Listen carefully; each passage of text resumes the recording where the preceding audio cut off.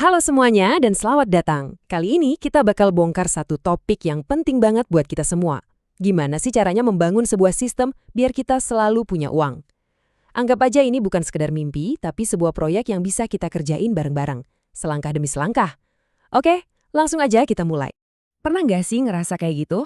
Rasanya baru kemarin gajian, tiba-tiba udah mikir, loh duit gue kemana aja ya? Tenang, Anda nggak sendirian kok. Perasaan cemas kayak gitu tuh umum banget. Tapi kabar baiknya ada cara sistematis buat mengatasinya, dan itulah yang akan kita bedah tuntas hari ini.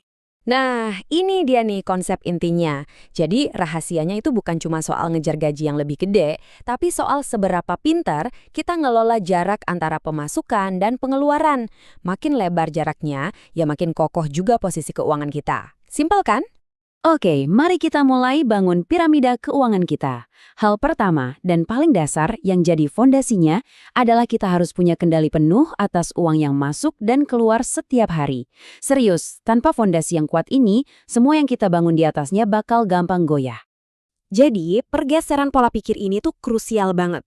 Kita harus berhenti jadi penumpang yang cuma bisa ngabisin sisa uang. Saatnya kita pindah ke kursi pengemudi. Artinya, kita yang secara aktif nentuin kemana perginya setiap rupiah kita, bahkan sebelum bulan itu dimulai. Setiap uang punya tugasnya masing-masing. Ini dia nih, aturan main yang bisa mengubah segalanya. Menabung itu bukan sesuatu yang kita lakukan pakai uang sisa di akhir bulan. Bukan. Anggap menabung itu sebagai tagihan pertama dan paling wajib yang harus kamu bayar. Tagihan untuk masa depanmu sendiri. Caranya? Langsung otomatiskan transfernya pas hari gajian. Jadi, tanpa perlu mikir lagi, uangnya udah aman duluan. Nah, kalau pusing mikirin anggaran yang detail, coba deh pakai kerangka simpel ini. Aturan 50/30/20 ini sifatnya fleksibel kok. Ini bukan soal nyatet setiap bon kopi, tapi lebih ke memastikan alokasi besar keuangan kamu itu seimbang. Jadi kamu tetap bisa menikmati hidup sekarang sambil terus membangun masa depan. Oke, fondasi arus cash kita udah kuat, sekarang saatnya kita bangun lapisan berikutnya. Anggap aja ini kita lagi membangun tembok pertahanan yang kokoh buat melindungi kita dari berbagai guncangan finansial yang nggak terduga. Ini dia target universalnya. Kumpulin dana yang setara dengan biaya hidup esensial kamu selama 3-6 bulan. Simpan di rekening terpisah yang gampang diakses ya. Dana ini tuh semacam bantalan pengaman yang bisa mencegah masalah kecil, kayak ban mobil pecah, berubah jadi krisis keuangan besar. Anggap aja ini uang buat tidur nyenyak. Sekarang, mari kita kenali musuh utama dari stabilitas keuangan. Utang toksik, terutama yang bunganya tinggi kayak kartu kredit, itu ibarat ada kebocoran besar di fondasi keuangan kita. Bunganya yang mencekik itu terus-terusan menggerogoti uang yang seharusnya bisa bekerja untuk kita. Nah, ada dua strategi ampuh nih buat memberantas utang. Metode longsoran atau avalanche itu yang paling efisien secara matematis. Kamu fokus lunasin utang dengan bunga paling tinggi dulu, jadi kamu bisa hemat lebih banyak uang. Tapi ada juga metode bola salju atau snowball. Di sini kamu lunasin utang terkecil dulu. Ini bisa ngasih suntikan motivasi yang luar biasa karena kamu dapat kemenangan cepat. Coba deh pilih mana yang paling pas buat kepribadian kamu. Dua-duanya ampuh kok, asal konsisten. Oke, mode bertahan selesai. Sekarang kita ganti ke mode menyerang. Dengan fondasi dan benteng yang udah aman, sekarang waktunya kita bikin kekayaan kita bertumbuh untuk jangka panjang. Ini nih bagian dimana kita mulai membangun ke atas. Coba deh lihat visual ini. Ini nunjukin keajaiban dari bunga majemuk. Lihat kan bedanya? Gila banget. Nunda investasi, bahkan cuma 10 tahun aja, itu bisa berarti kehilangan potensi pertumbuhan yang super besar.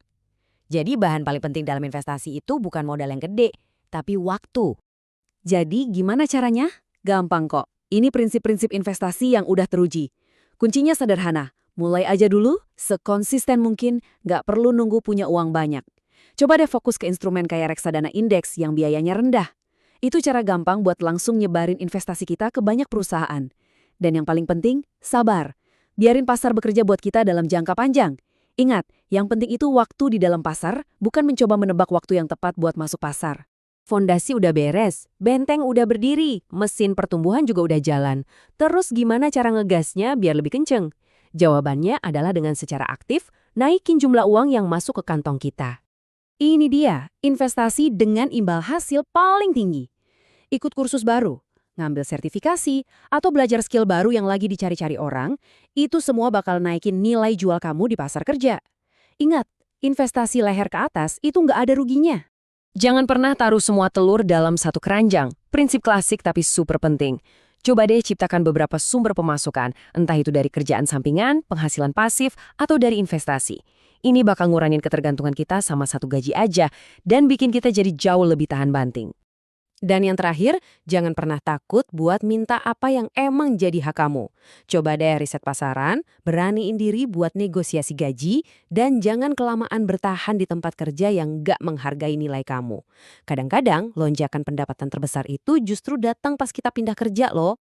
Oke, sekarang mari kita satukan semua kepingan puzzle ini. Kita udah membangun dari fondasi sampai ke puncaknya. Dan kalau kita perhatikan, semua ini ternyata ditopang oleh sebuah formula yang kelihatannya simple tapi dampaknya luar biasa.